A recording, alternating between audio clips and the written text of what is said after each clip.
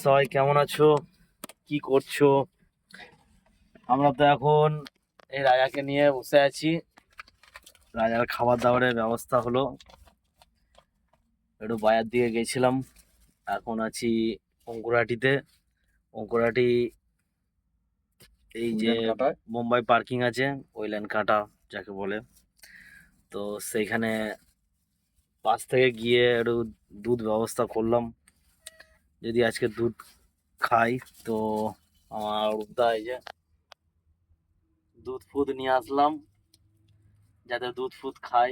এই যে তার জন্য দুধ, এই যে দেখতে পাচ্ছ। আর এটা অরূপদার খাবার আছে। আর আমি আজকে খাবার ঠিক ইন্টারেস্ট নেই আমার, তার জন্য আমি আজকে খাবো না।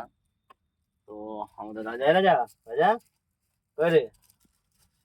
দেখেছো ওই যে রাজা বসে আছে, রাজার জন্য রুটি আর দুধ একটু ব্যবস্থা করেছি যতটা পেরে।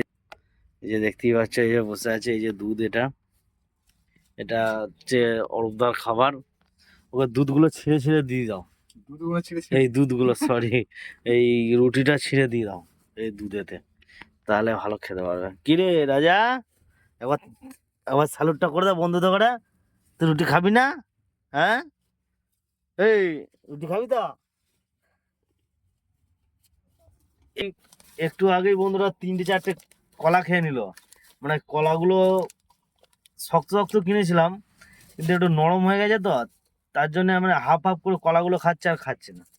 হ্যাঁ, দিয়ে 2-3টে কলা খেয়েছে। আর এখন বাজছে প্রায় 11:30 বাজছে। কি বেশি দেরি না করে এবার খাবারটা ব্যবস্থা করে দিই।